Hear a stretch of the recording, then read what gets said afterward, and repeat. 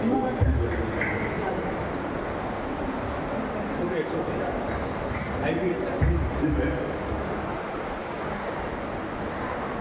Technical discussion attend করছি, ভালো লেগেছে। আমি কয়েকটা কথা বলতে পারবো। সংক্ষেপে যদি বলি আর কি, আমি লিটারেচার যেটা দেওয়া হয়েছিল আমাকে আমি পড়েছি, ফ্রম ডিসপ্যারিটি টু প্যারিটি। প্যারিটিটা হচ্ছে সোশ্যাল, পলিটিক্যাল অ্যান্ড ইকোনমিক। এই প্যারিটিতে আমাদের অ্যাচিভমেন্ট হয়েছে, আর কতটা ছিল, কতটা অ্যাচিভ করতে পেরেছি। সংক্ষেপে বলি, আমরা যদি একবারে মেথোলজির যুগে যাই, অনেক ঘটনা, অনেক পরিকল্পনা সেই গার্গি, বেগুলা এটসেট্রা। আমি সংক্ষেপে একটা কাহিনী বলি। রাজা শান্তনু গঙ্গাদেবীকে বিয়ে করবেন প্রপোজ করছে। তো গঙ্গাদেবী বলছে, ঠিক আছে, বিয়ে করতে রাজি আছে তোমাকে,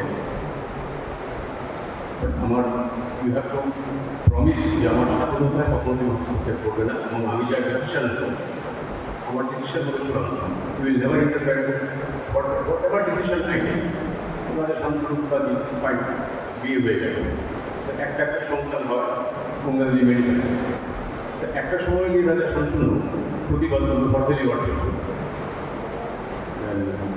গঙ্গাদেবী বললেন, ওর forbid you promise, I have my independence, সুযোগই কাটা।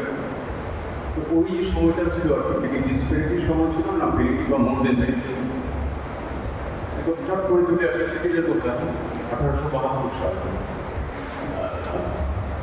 হরিণী কালী পুজোর দিন রামকৃষ্ণপুর সংসদে সারদাদেবী পুজো করলেন, বলে তার অন্য রাইট ছিল, সেটা আমি তোমাকে অর্পণ করতে পারছি।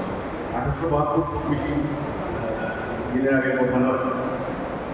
তো এই ছিল মহিলাদের স্ট্যাটাস।